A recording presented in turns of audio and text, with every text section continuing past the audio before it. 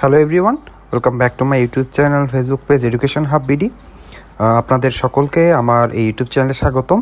সকলে জানেন যে পিএসকে রিলেটেড প্রত্যেক দিনের আপডেট যদি সবার আগে এবং অথেন্টিক যে নিউজটি আছে সেটি সবার আগে পেতে চান তাহলে কিন্তু আমার ইউটিউব চ্যানেলটি সাবস্ক্রাইব করতে হবে। যারা নিয়মিত আমার ভিডিও দেখেন কিন্তু সাবস্ক্রাইব করেন না, তাদের কাছে একটি অনুরোধ থাকবে যে ভিডিওটি ভালো লাগলে অবশ্যই সাবস্ক্রাইব করে দিবেন। সাবস্ক্রাইব করতে কোনো টাকা লাগে না, আপনাদের শুধু একটি মাত্র ক্লিকে আমি নতুন ভিডিও আপনাদের কাছে তাড়াতাড়ি পৌঁছে দেওয়ার অনেক অনুপ্রেরণা পাই। তাই বলবো যে যারা প্রথম এসেছেন অথবা আমার ভিডিও দেখেন কিন্তু সাবস্ক্রাইব করেন না, তারা সাবস্ক্রাইব অপশনে ক্লিক করবেন।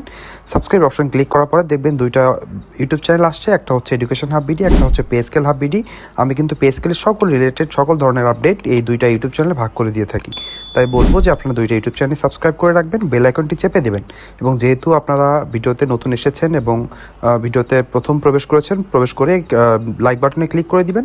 এবং আজকে যে প্রস্তাবনাটি এসেছে এবং সর্বশেষ যে খসড়াটি পে কমিশন থেকে এসেছে সেটি আপনার কাছে কেমন লেগেছে সেটি কমেন্ট বক্সে লিখতে ভুলবেন না। আপনার যদি মনে হয় যে এখানে কোনো কিছু সংযোজন বা বিয়োজন করা প্রয়োজন সেটিও অবশ্যই বলবেন। তাহলে চলুন দেরি না করে আমরা মেন ভিডিওতে চলে যাই। আমরা মেন ভিডিওতে চলে এসেছি। এটা হলো আজকের ভিডিওর টপিক, সেটা হলো কার্যকর আগামী জানুয়ারিতে, তার মানে পে স্কেলের নতুন কার্যকরী কিন্তু আমাদের জানুয়ারি থেকে হবে। নতুন পে স্কেলে বাড়ছে জনদুর্ভোগ, এই শিরোনামটি এখানে দেওয়া হয়েছে একটি নামকরা পত্রিকায়। আপনারা সকলে জানেন যে সরকারি চাকরিজীবীদের যখনই পে স্কেলের বিষয়টি আসে এবং সরকারি চাকরিজীবীদের বৈষম্য একটু দূরীকরণের করার কথা আছে, তখন কিন্তু সারা দেশের সকল মানুষরা অনেক সোচ্চার হয়ে ওঠেন এবং বলতে থাকেন যে পে স্কেল দিলেই দেশে একটি অরাজকতার পরিস্থিতি সৃষ্টি হবে, মুদ্রাস্ফীতি অনেক বেড়ে যাবে। কিন্তু আসলে কি মুদ্রাস্ফীতি বেড়ে যায় সেটা কিন্তু জানতে হলে এই ইউটিউব চ্যানেলে এই ভিডিওটি শেষ পর্যন্ত না টেনে দেখবেন। আমি কিন্তু সবই আজকে আপনাদের সাথে আলোচনা করব। নতুন বেতন কাঠামোর মূল খবর। সরকারি চাকরিজীবীদের বেতন বাড়ছে 90 থেকে 97% পর্যন্ত, কার্যকর হবে 2026 সালের 1 জানুয়ারি থেকে। প্রায় 15 লক্ষ সরকারি চাকরিজীবী বেতন 1 লাখে প্রায় দ্বিগুণ হবে। সামরিক বেসামরিক কর্মকর্তা ও এমপিওভুক্ত শিক্ষক সহ 22 লাখ পরিবারে আসছে নতুন স্কেলের আওতায়। কিন্তু বিশেষজ্ঞদের আশঙ্কা, দ্রব্যমূল্য হু করে বাড়বে সাধারণ মানুষের দুর্ভোগ। তার মানে বুঝতে পারলেন যে এখানে কিন্তু আমাদের যে বিশেষজ্ঞ আছেন দেশের, তাদের কিন্তু যখনই পে স্কেলের কথা বলা হয় তখনই তাদের চুলকানি শুরু হয়। কিন্তু সত্যি কথাটা হলো যে কোনো দিনও শুধু পে স্কেল দিলে সেখানে কিন্তু মুদ্রাস্ফীতি বাড়ে না। মুদ্রাস্ফীতি বাড়ে যখন মানুষজন সিন্ডিকেটের মাধ্যমে পণ্যের দাম অত্যাধিক পরিমাণে বাড়িয়ে দেয়। আপনারা সকলে জানেন যে শেষ পে স্কেল হয়েছিল 2015 সালে। এই 10 থেকে 11টা বছর কোনো পে স্কেল আসেনি, তাহলে কি মুদ্রাস্ফীতি হয়নি? আপনারা সকলে জানেন যে দেশের মুদ্রাস্ফীতির পরিমাণ কত দুর্বিষহ। এখানে যে মানুষটি 20তম গ্রেডে চাকরি করে, মাত্র 8,250 টাকা বেসিকে চাকরি করে, সে কিভাবে 6 জনের পরিবার নিয়ে সুখে শান্তিতে বসবাস করবে? তার তো মাথায় এটি আসবে যে আমি অন্য কি উপায়ে, অসৎ উপায় হোক বা সৎ উপায় হোক, উপার্জন করে আমার ফ্যামিলিকে চালাবো। তাহলে আপনি যদি একটা সরকারি কর্মচারীদের মনে এই আশঙ্কা ঢুকিয়ে দেন যে তাকে এই চাকরির বেতন ছাড়াও অন্য কোথাও থেকে ইনকাম করে আনতে হবে, তাহলে তো সে অবশ্যই অনৈতিক কার্যক্রমে ঢুকতে অনুপ্রেরণা পাবে। সে ভাববে যে কোনো না কোনোভাবে আমাকে ইনকাম করে আমার ফ্যামিলিকে ভালো রাখতে হবে। তাহলে আপনাকে অবশ্যই সরকারি চাকরিজীবীদের এই যে বৈষম্য, বিশেষ করে এই যে বেতন স্কেলের যে অর্থনৈতিক বৈষম্য, আপনাদের এটা দূরীকরণ করতে হবে। তাদেরকে একটি ভালো পরিবেশ এবং ভালো মন মানসিকতার জায়গায় পৌঁছে দিতে হবে। তার জন্য কিন্তু আপনাদেরকে পে স্কেল আপডেট করতে হবে এবং পে স্কেলটি এমন যুগোপযোগী হতে হবে যাতে একজন সরকারি চাকরিজীবী 6 জনের পরিবারের সদস্য নিয়ে, তার সন্তান, তার পরিবারের বাকি সদস্যদের নিয়ে সুখে শান্তিতে বসবাস করতে পারে। তারপরে টপিকটি হলো বেতন বাড়লেও করের বোঝা বাড়বে। নতুন কাঠামোতে 22 লাখ কর্মচারী আসবেন আয়করের আওতায়। বেতন বহির্ভূত ভাতা ও সম্মানী বাতিল।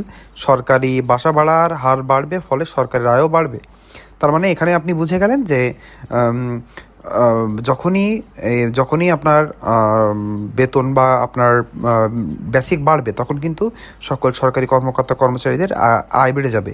আর যখনই আয় বেড়ে যাবে তাদের কিন্তু আয় বেড়ে গেলে, আপনারা সকলে জানেন বাংলাদেশে একটা নির্দিষ্ট পরিমাণ আয়ের উপরে উঠে গেলেই আপনাকে কিন্তু কর দিতে হবে। তো সেখানে আয়করের অন্তর্ভুক্ত হলে আপনার বেতনের একটা পার্সেন্ট আপনি সরকারকে দিবেন দেশের উন্নয়ন করার জন্যে। সেখান থেকে কিন্তু সরকার অতিরিক্ত অর্থ পাবে এবং সেটা দিয়েই সরকার কিন্তু অর্থ যোগান করে কিন্তু সরকারি চাকরিজীবীদের নানা সুযোগ সুবিধা দিতে পারবে। তাহলে আপনি বুঝতে পারলেন, মাছের তেলেই মাছ ভাজার মতো অবস্থা হবে। তার মানে বেতন আপনি বাড়িয়ে দিলে কিন্তু প্রত্যক্ষ পরোক্ষভাবে দেশের সরকার এবং সর্বোপরি পুরো দেশের মানুষজনই লাভবান হবে। আপনারা সকলে জানেন যে সরকারি চাকরিজীবীদের একটি প্রস্তাবিত মূল বেতনের, বিশেষ করে পে কমিশন থেকে এসেছিল খুব আগে, সেটি কিন্তু আজকে আরেকটি পত্রিকাতে এসেছে যে এটাই কিন্তু তাদের প্রস্তাবিত মূল খসড়া। এখনও এটি কিন্তু ফাইনালাইজ হয়নি, এখনও ফাইনাল হয়নি। এটা নিয়েই কিন্তু তারা আলোচনা করছে। আমরা দেখিনি তাহলে এই প্রস্তাবিত বেতনটি কেমন। বেতনের গ্রেড 1-এ ধরা হয়েছে 1,50,594 টাকা, গ্রেড 2-এ 1,27,426 টাকা, গ্রেড 3-এ 1,09,084 টাকা, গ্রেড 4-এ 96,534 টাকা, গ্রেড 5-এ 83,020 টাকা, গ্রেড 6-এ 68,539 টাকা, গ্রেড 7-এ 55,990 টাকা, গ্রেড 8-এ 44,406 টাকা, গ্রেড 9-এ 42,475 টাকা, গ্রেড 10-এ 30,891 টাকা, গ্রেড 11-এ 24,134 টাকা, গ্রেড 12-তে 21,817 টাকা,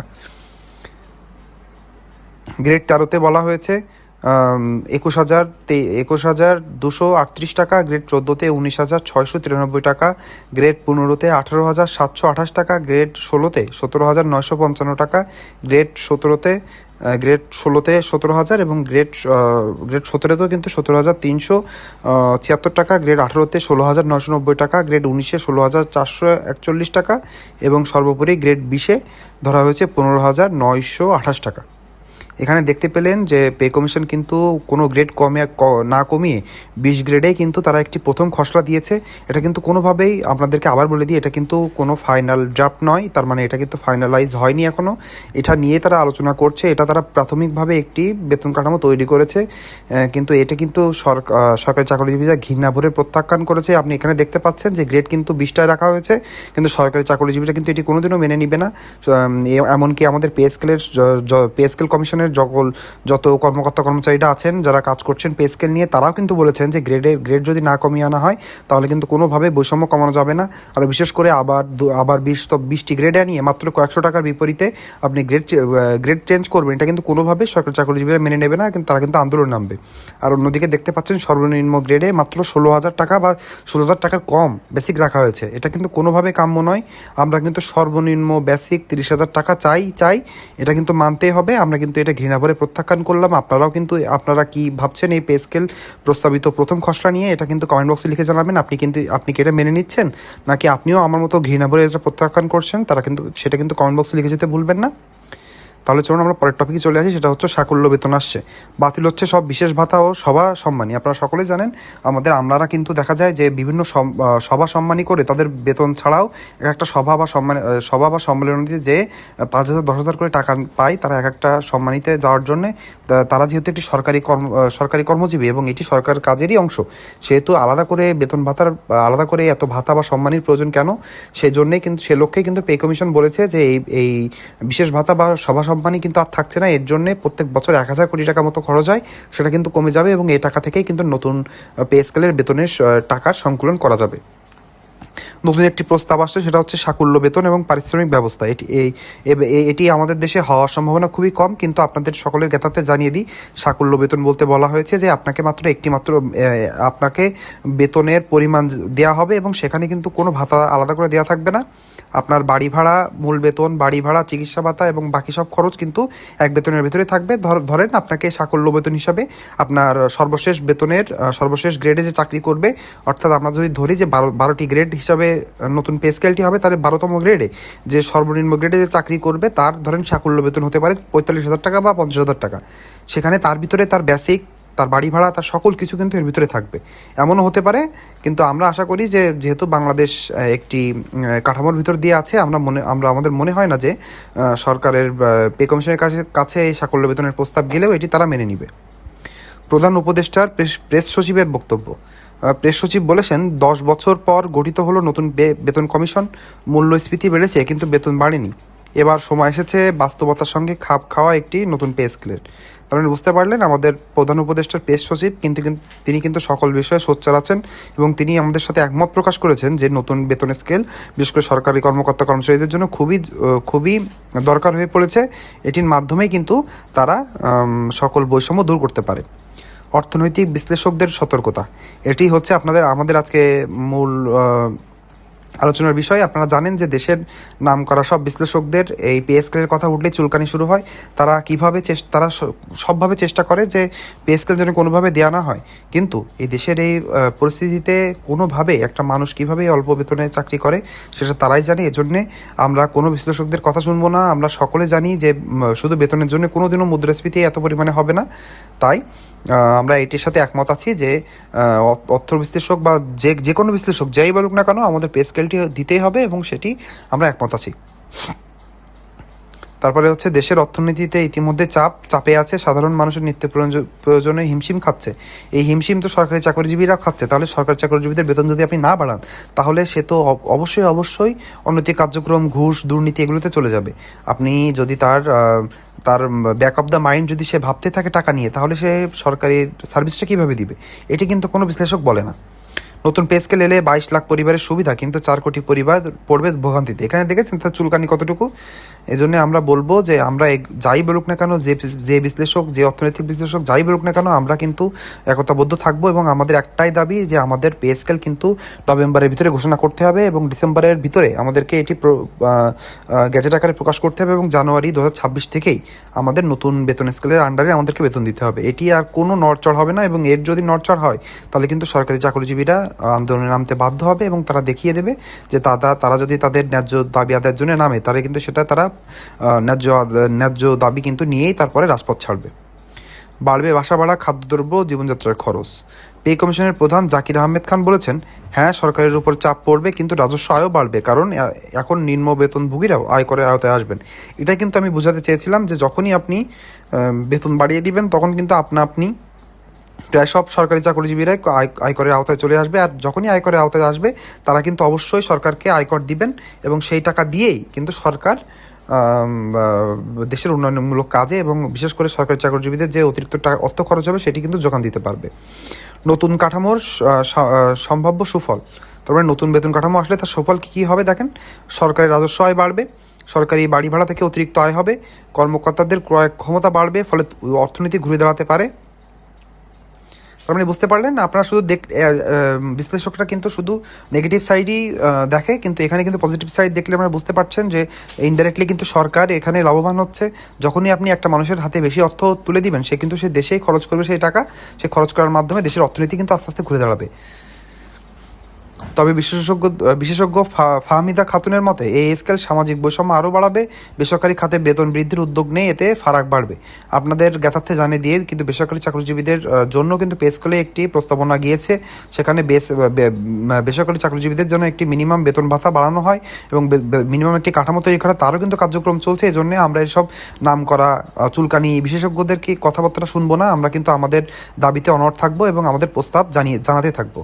বেসরকারি চাকরিজীবীদের জন্য প্রস্তাব, এফবিসিসিআই প্রস্তুত করেছে প্রস্তাব, যাতে বেসরকারি খাতে সর্বনিম্ন বেতন 25 থেকে 30 হাজার টাকা করার কথা বলা হয়েছে। তবে উদ্যোক্তারা বলছেন এটি সরকারের অযাচিত হস্তক্ষেপ। বাস্তবায়ন আসছে খুব শীঘ্রই, তার মানে পে স্কেলের বাস্তবায়নই খুব শীঘ্রই আসছে, সেটি সম্পর্কে আমরা জেনে নিই। অন্তর্বর্তী সরকারের মেয়াদকালে গ্যাজেট প্রকাশের প্রস্তুতি, ডিসেম্বরে বাজেট সংশোধন, সেখানে থাকবে নতুন পে স্কেল বিধান। 2026 সালে মার্চ বা এপ্রিলে কার্যকর হতে পারে নতুন বেতন কাঠামো। এটা কিন্তু আমরা আবার ঘৃণাভরে প্রত্যাখ্যান করলাম। আমাদের কথা হচ্ছে 2026 সালের জানুয়ারি থেকেই আমাদেরকে নতুন বেতন স্কেলের আন্ডারে অর্থাৎ নবম পে স্কেলটি গ্যাজেট আকারে প্রকাশ করার মাধ্যমে সেখানের আওতায় কিন্তু আমাদের বেতন দিতে হবে জানুয়ারি মাস থেকে। অর্থ উপদেষ্টা ডক্টর সালেউদ্দিন আহমেদ জানিয়েছেন, দ্রব্যমূল্যের উপর নেতিবাচক প্রভাব ঠেকাতে সরকার পদক্ষেপ নেবে। তাহলে শেষ কথা আমরা জেনে নিই, নতুন পে স্কেল আসছে, 22 লাখ পরিবারের আনন্দ কিন্তু 4 কোটি পরিবারের চিন্তার ভাঁজ। এটি কিন্তু আমাদের একটি নামকরা পত্রিকা এটিতে তারা নতুন শিরোনাম করেছে, কিন্তু আমরা কিন্তু এটা কোনো রকমে মানব না। আমরা জানি যে সরকারি চাকরিজীবীদের যদি বেতন ভাতা বাড়ানো হয় তাহলে কিন্তু তাদের কাজের মান বাড়বে, তেমন তারা মানসিক এবং আর্থিকভাবে তারা সচ্ছল হবে। সেটাই কিন্তু আমাদের দরকার এবং দেশের এই মুদ্রাস্ফীতির চরম চাপে সরকারি চাকরিজীবীরা একটির জন্য ভালোভাবে যাতে পরিবারকে নিয়ে সুখে শান্তিতে বসবাস করতে পারে, এটি আমাদের মনের আকাঙ্ক্ষা। তাই যারা আমার এই ভিডিওটি শেষ পর্যন্ত দেখেছেন সকলকে আমার অন্তরস্থল থেকে ধন্যবাদ। আজকের ভিডিওটি এই পর্যন্তই, সবাই ভালো থাকবেন।